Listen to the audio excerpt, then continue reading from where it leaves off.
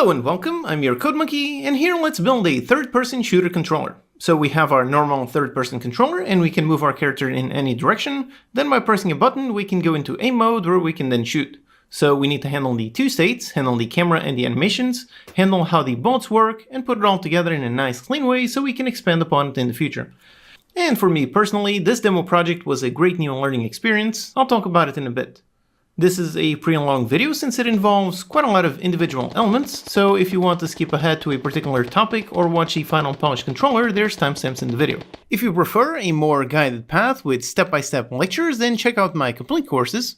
Learn how to make a Builder Defender game using C# just like I make my own Steam games, or learn how to make games entirely using visual scripting, or learn all about Unity with the Ultimate Overview course, which contains over 30 lectures, each covering a different tool or feature of the engine to help you make better games faster.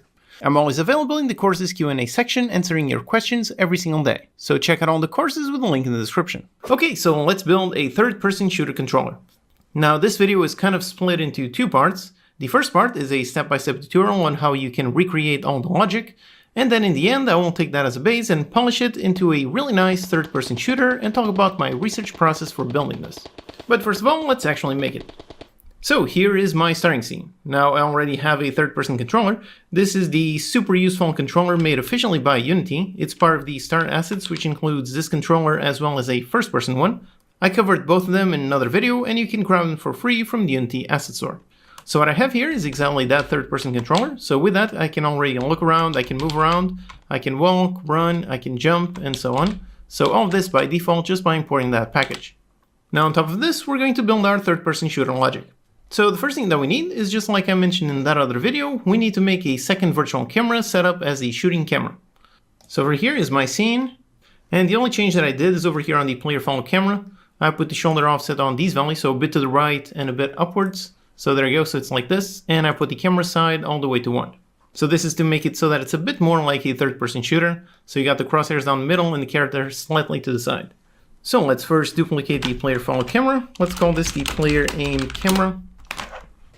And over here, just modify some settings. So in order to see the difference, let's just increase the priority. So let's put it at 20. So this is the one that is now active.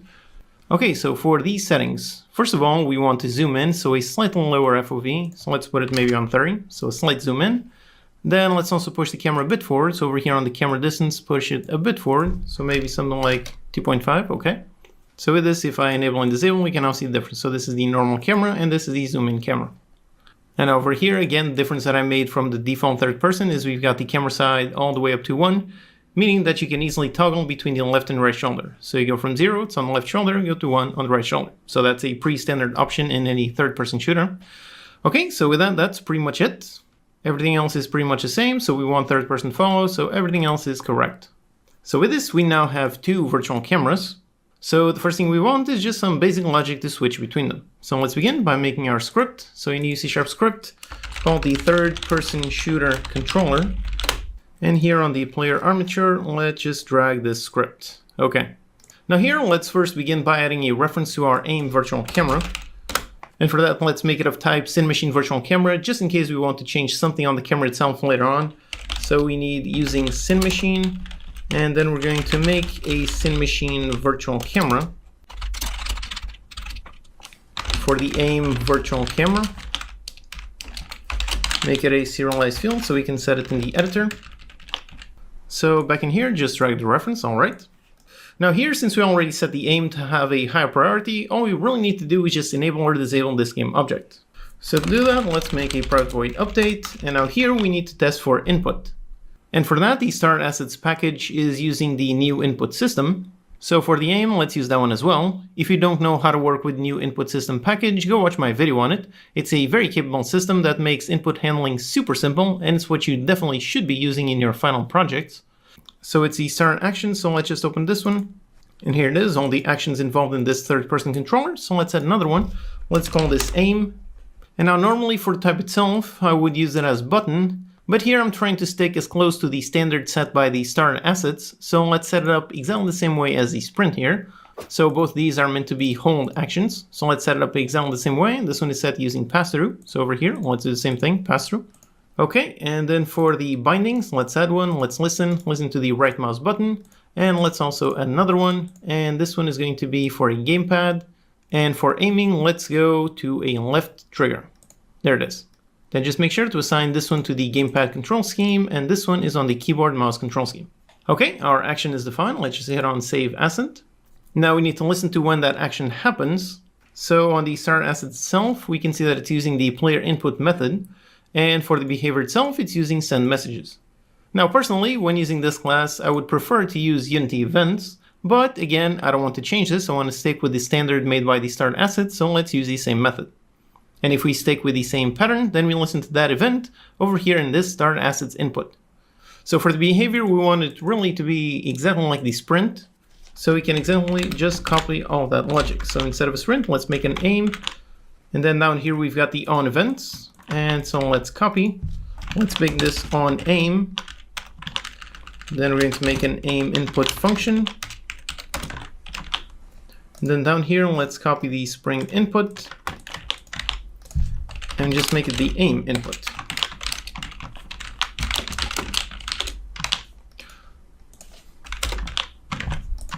Okay, so there it is. We made it work exactly like the previous one. And now in our third-person shooter controller, first we need a reference to the start inputs. So a private start assets inputs. So this one is inside a namespace.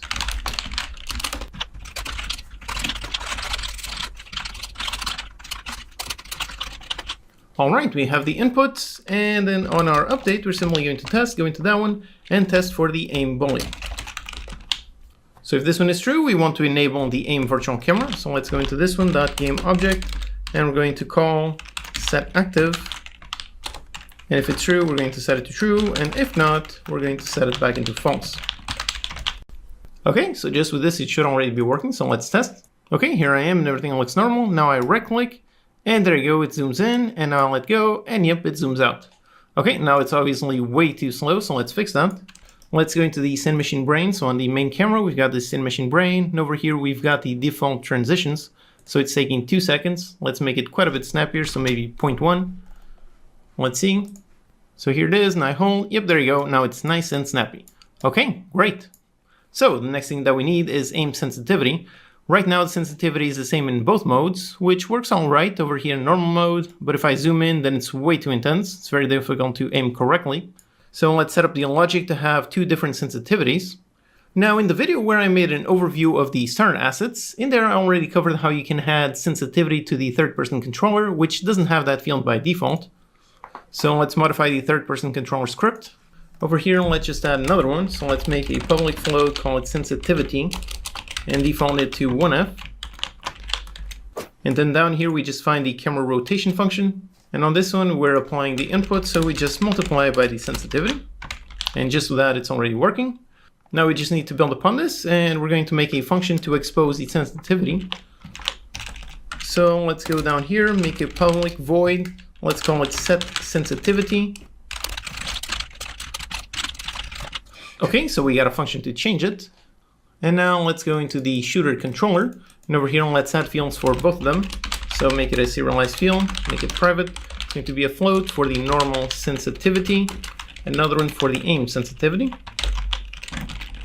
And then we set them the same way that we set the zoom. So we need to get a component of that one.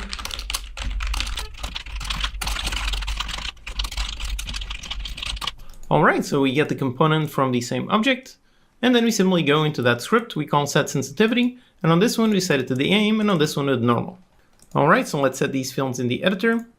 So let's say for normal, keep it at 1, and for aim, let's put it at half, okay? So here I am with this sensitivity, and as I zoom in, yep, now it's much smaller, allowing me to be quite a bit more accurate. All right, great. Now, the one thing missing here is a simple crosshair, so we know where we're actually aiming. So let's add one.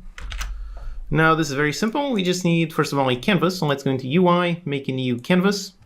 Then for the canvas, set it up like I normally do. So leave it on screen space overlay. Over here, scale with screen size. Go with 1280 by 720 and match with the height. So that's just the standard that I like to follow. And now inside, let's make an image. So a new UI image. Just call it the crosshair. And over here, I've got a simple sprite of a crosshair. So it's just something very basic that I drew in 30 seconds. So just assign the image, and let's make it quite a bit smaller. So maybe 50, maybe 30, something like that. And that's pretty much it. Nothing else we need to change, just make sure it's pivoted on the center and it's on 0, 0. And yep, there it is. Now we have our character controller and we can see exactly where we're aiming. All right, great.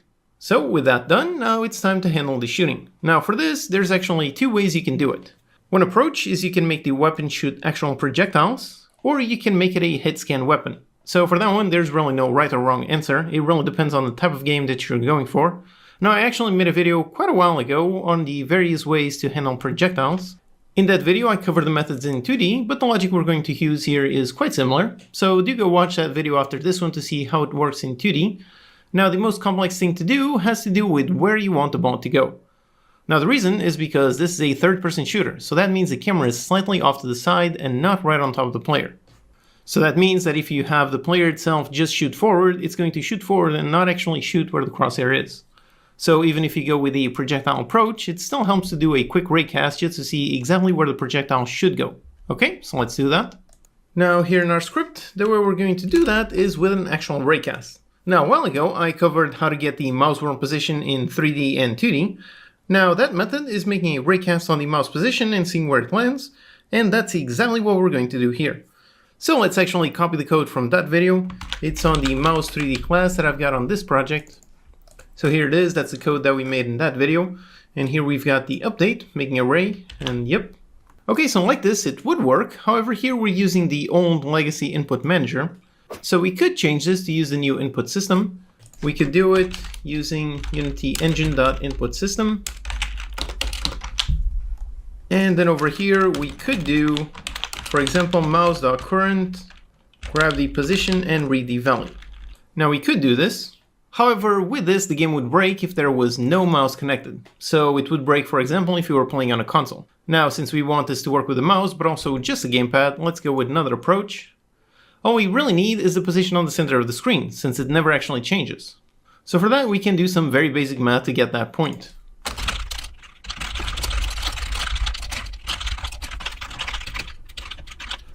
So yep, it's that simple. We just make a screen center point, we grab the screen width divided by 2, the height divided by 2. Alright, so here we have right the center, and then we do a screen point array, so the same thing as usual. Then we've got the collider mask. So first of all, let's rename this to the aim collider mask, and let's define it up here. So as usual, serialized field, make it of type layer mask. I cover layers and bit masks in another video if you're curious to how it actually works. So this is an aim collider mask. Okay, so our logic should be working, except over here we do not want to modify the transform position, but let's verify that it is correct. So let's make a debug transform. So up here, add another field, just a private transform, call it just the debug transform. Then down here we set that one on the position. Just make sure that this point is actually correct. Okay, so back in the editor, here we've got our script. First of all, we need the aim collider layer mask. Now over here, all the walls, all the environment, all of this is on the default layer. So let's collide with the default layer, okay. Then for debug transform, let's create just a 3D sphere. Put it pretty small, and just add a nice material just for fun. Okay, so this sphere is going to be our debug transform. So just over here, let's move it, okay. So let's test and we should be able to see the sphere exactly always on the crosshair position. Let's see. And yep, it works. So wherever I look, I can see the sphere is exactly on there. So with this, we now know the world position of where we're actually aiming. All right, so far so good. However, here we actually have the same issue that we saw with the house building system in the third-person video. And the other issue is the sphere is approaching, so that has to do with the collider. So just over here, let's just remove the collider. And okay, it no longer has that issue. Now, as I was saying, we do have the same issue that we had with the house building system in third person. So in that video, if you remember, there was an issue when we looked at the sky, because the sky does not have a collider. So that's the exact same thing here. If I'm looking at the ground floor and so on, everything works. There's the sphere, okay? But if I look towards, there's no collider. So if I look up at the sky, and nope, the whole thing breaks. So there's no sphere anywhere because over there, there's no collider. So the simple solution is just like it did on the house building system, which is to make sure there's always a collider. Let's add some basic invisible walls all around the world, so there's always something to collide with. That's very basic. Let's just create a new cube. Let's just move it to the side.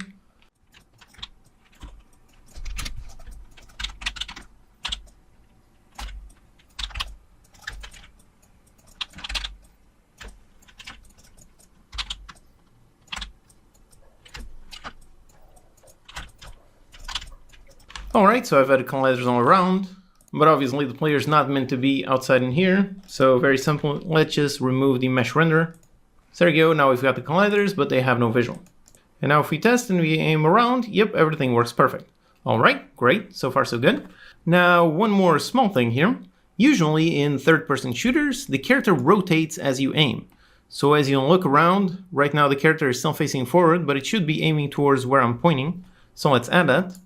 Over here, we're testing for the aim, changing the sensitivity, and so on. So in here, let's just calculate the vector from the player to the target position.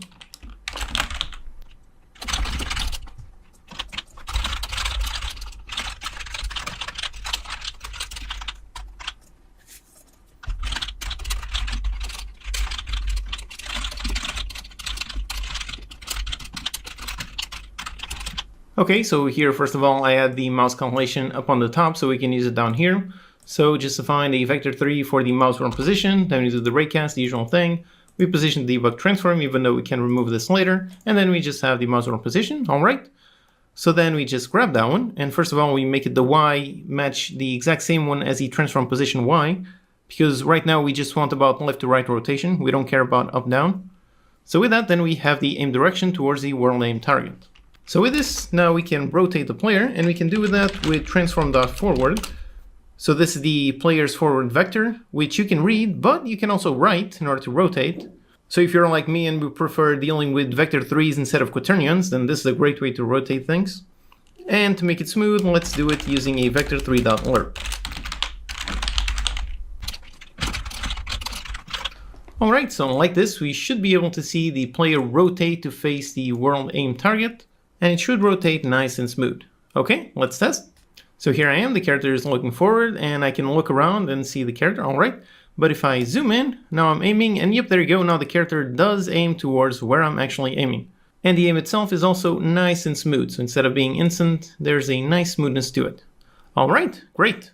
So everything seems to be working. However, we actually do have an issue if we start to move. So if we're moving like this, yep, still normal, I can move and look around. But now if I move and aim at the same time, and yep, now look at that, now the character is not looking there, now the whole thing is messed up. So the issue here is that the base character controller is trying to rotate based on the move direction, but then we're also trying to rotate as we're actually on the aim mode. So we need to make sure to do just one or the other. For that, let's make a function to disable the rotation on the base script. So over here on the third-person controller, let's add a simple boolean, so private bool. Let's call this rotate on move, and let's default it to true. And then we can go down here into the actual move function. So it's over here that we're moving the things and so on, all right, and we're handling the target rotation. So over here, this is how it's facing the input direction. So we're only going to run this if that boolean is set to true. Okay, so now we just need to expose this boolean. So down here, do the same thing.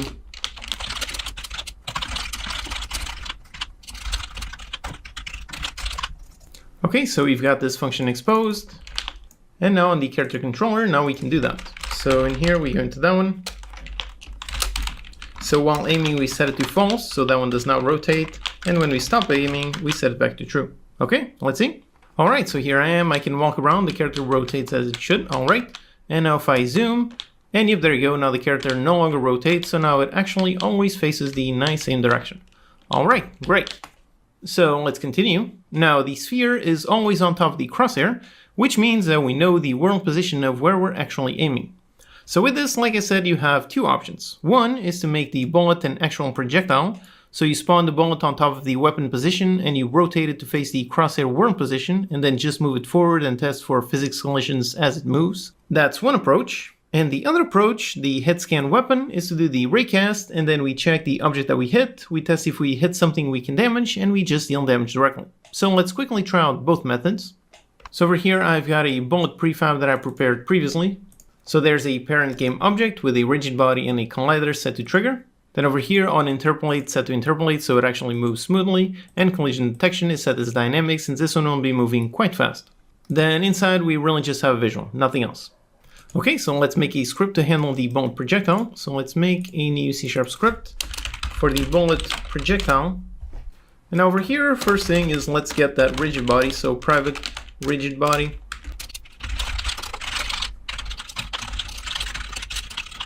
Okay, so on awake we get it, and then let's make it on start.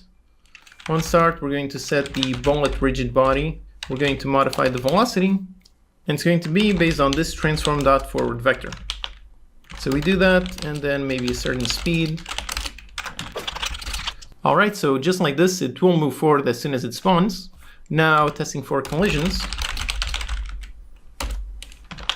Since we made the collider trigger, we test for on trigger enter, and then over here, let's just destroy this game object. Okay, now we need to define a shoot input. So on the input actions, let's define another action, call it shoot.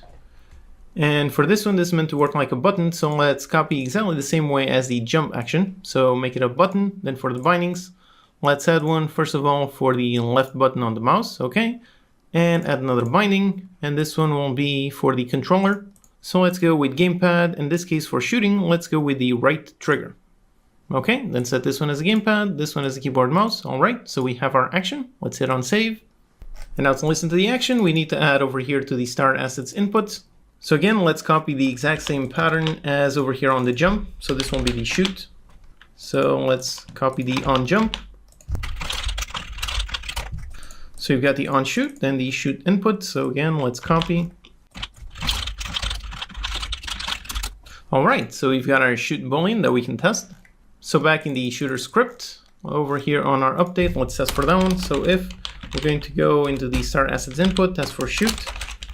If it is true, then we want to shoot our bullet. So in order to spawn the prefab, let's add another one up here.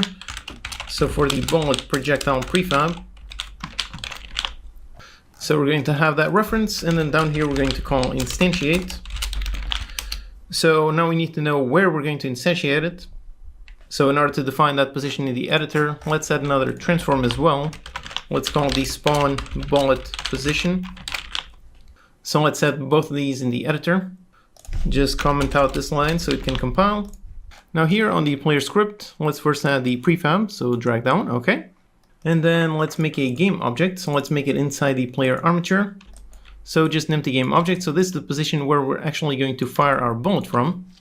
So for now, let's put it roughly there, roughly around chest height, okay. The only thing is just make sure that it's not actually inside the player collider, so make sure that it's a bit off so the bullet doesn't spawn and destroy immediately. So let's call this the spawn bullet position. And on the script, attach that one, okay. So then here we can now use that. We are going to instantiate the prefab, instantiate on the spawn bullet position. And then we need the rotation. So for this one, again, we're going to make it face towards the mouse wheel position. So let's get it here.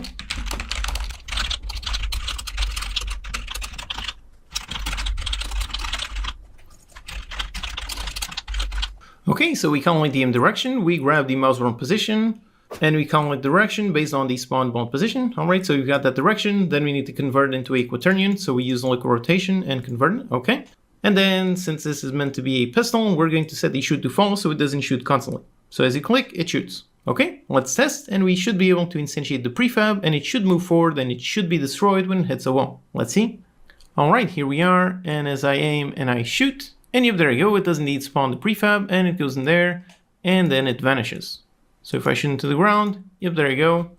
So yep, it is spawning correctly, and it is going exactly towards where I aim. So again, remember the problem that we're trying to avoid, which is to make sure that the player doesn't shoot just forward, but rather it actually hits where it's actually aiming.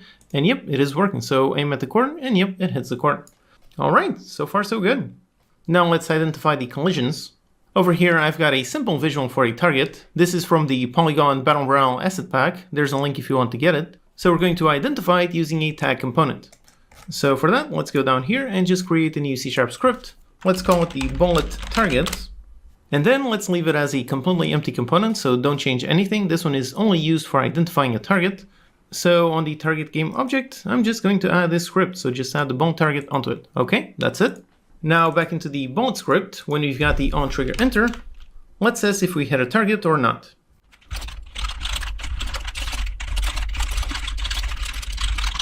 Okay, so that's it. We just test for a get component. If it is not null, then we hit a target. If not, we hit something else. Now let's just add some particles just to identify it.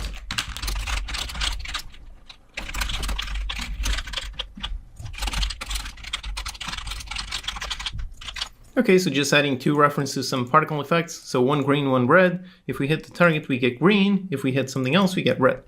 Then here I've got some particles that I prepared previously. So just go into the bullet projectile on the prefab and just assign the references, and that's it. Okay, let's test.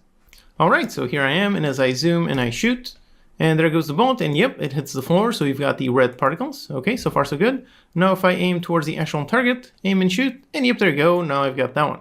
All right, so we are correctly identifying what target we're actually hitting. So we can hit the wall, or we can hit a target. Let's just speed up those bullets. So hide the visual for the debug, since we can verify that one is correct. And on the bullet, make it move a bit faster, so maybe 40. So we're here as I am and I shoot, and yep, there you go. Now I've got hit the target, hit everything else, and so on, and yep, everything works great. All right, awesome. So we have the projectile goes towards the crosshair, it hits something, and it identifies what object it hit. So that's the projectile method. Now let's see the hit scan method. So for the hit scan method, it's actually much simpler, which is down here when we do the raycast. Okay, we're grabbing the point, which is the actual hit position, all right. But then over here, we also have the actual object. So over here, we can simply test if it is a valid target or not.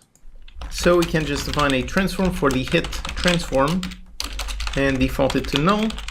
And then over here, we set it equals the raycast hit dot transform. Okay, so we know the transform that we hit.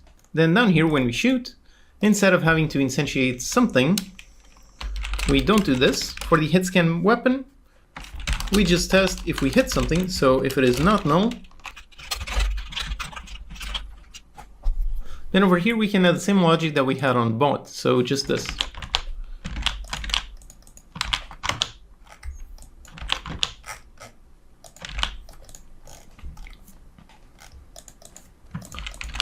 So if it is not null, that means that we hit something, and if so, then we identify it just like previously. And that's pretty much it. So here I am, and as I am and I shoot, and yep, there you go, it shoots instantly. So I'm shooting here, and I've got the red particles, shoot down, and yep, got the nice and green. Alright, so this is the raycast method. As you can see, there's no projectile. As soon as you click, the bullet is instantly fired, and it instantly reaches the target. So as you can see, you've got both methods, both of them are valid. Now there is one difference about both of them. So here I'm using the bullet projectile method, and if I go towards a corner and I aim it just out there, you would assume that I would hit that wall back there, but if I aim and I shoot, and yep, I'm hitting the wall near me, so not the one far away, so I'm not actually hitting where I'm trying to hit. So the issue is that, of course, the projectile is not being spawned right from the center of the screen, so slightly offset, whereas over here when using the hit scan method, with this one, even if I'm right on the corner, yep, it still hits the actual target. Now again, this is really a design question. Some people see this as a feature, others see it as a bug. So really, it's up to you to decide what method works best for your game. One more design question that you need to ask yourself is if you want to enable hipfire or not. So do you want to enable shooting like this and also while zoomed in, or only while zoomed in? Again, this is a design question and it really depends on what game you're going for and what you're trying to build. Okay, so with all of this, we have the whole logic working. We can move the character around in third person, we can engage aim mode, and we can shoot some bullets, either as projectiles or as hit scan weapons. Now, one final thing we need is just a basic animation, so we're not actually shooting from the idle position. So for that, over here, the player is using an animator, so here it is. So this is the animator that it comes with. So idle, walk, run, it's got the jump, the in-air, and so on. Now, the way we can handle aim is by using the super useful animator layers. So you go up here, you create a new layer, let's call it aiming, and creates a new layer, and then down here I've got a pistol idle animation, so I just grabbed this one from Mixamo, which is a free website with a bunch of free animations. So I'm just going to set this animation, and that's it. Now if you don't know about animator layers, they are super useful. Here we have the layers, and if we click on the gear icon, we can see it has a weight. So by setting this on 0, it's playing just the base layer, so it's currently on idle, and as I move up, yep, there you go, now it starts playing the pistol idle animation. So this is how we're going to do it. We're going to dynamically swap between the normal walking and the aim animations. We're going to dynamically do that as the player starts to aim. Now I cover animator layers and tons of other things related to animation in my Ultimate Unity overview course. So go ahead and get it if you want to learn more about animations and many other Unity tools and features. Okay, so here in the third-person shooter controller, we just need a reference to the animator. Okay, and then down here when we're aiming, we're going to modify something. So let's go into the animator. We're going to call set layer weight. Now this one takes a layer index. We added it as the second layer, so it's on index 1. And then the float for the weight. So we could set this just on 1F. And when we stop aiming, we set it back into 0F. So we could do that, and it would be instant. But again, like we did previously on the rotation, let's use lerp to make it nice and smooth.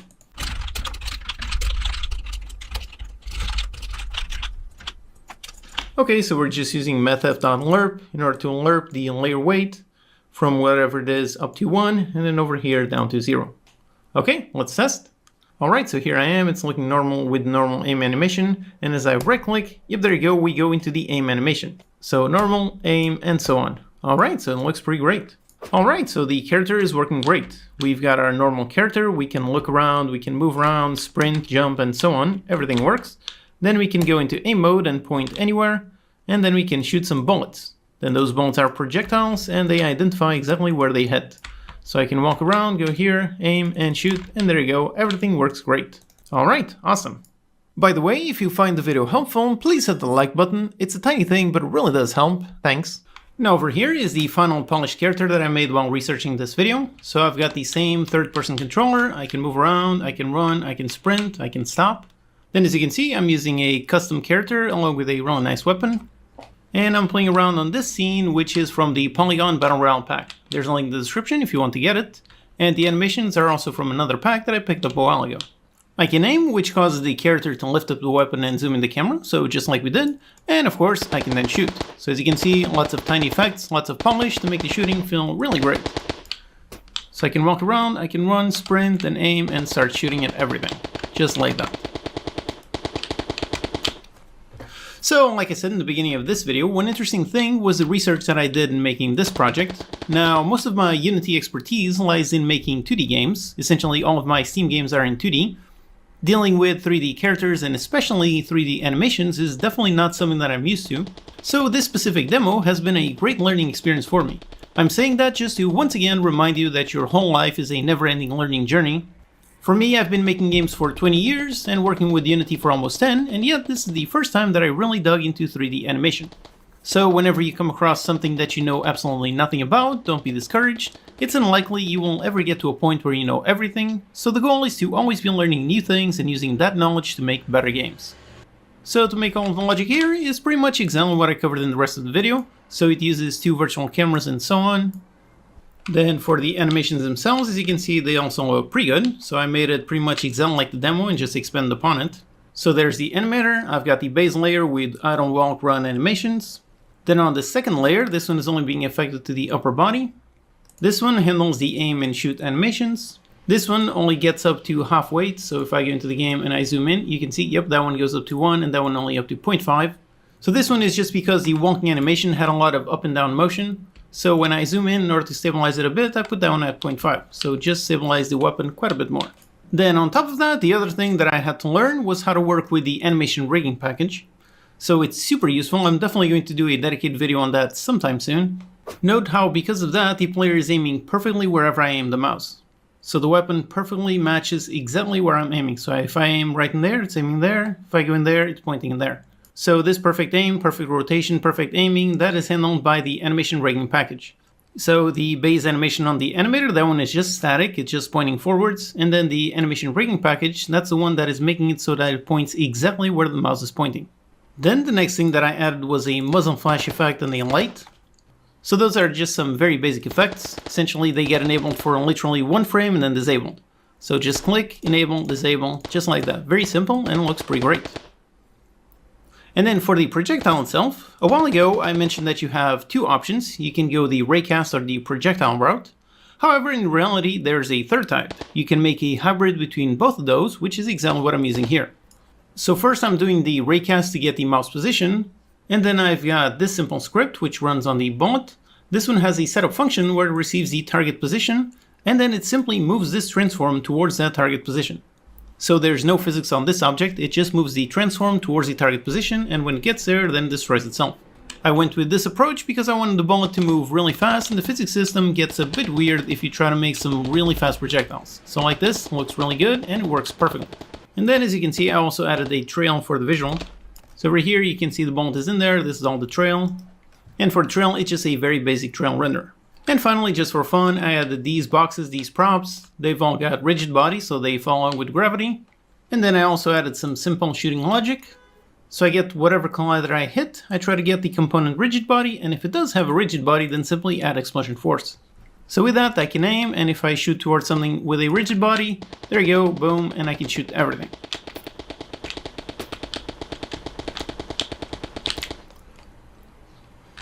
As you can see, very simple and makes the scene feel much more alive with much more physics objects. Alright, so with all of that, here is a really nice, really capable third-person shooter controller. You can download the project files and use this as a base on your own projects. And now that I have this really nice third-person shooter controller, I will definitely be using it in many more videos, so make sure you hit the bell icon to stay tuned for that. Again, if you're looking for a more guided path with step-by-step lectures, then check out my complete courses. Alright, hope that's useful. Check out these videos to learn some more. Thanks to these awesome Patreon supporters for making these videos possible. Thank you for watching, and I'll see you next time.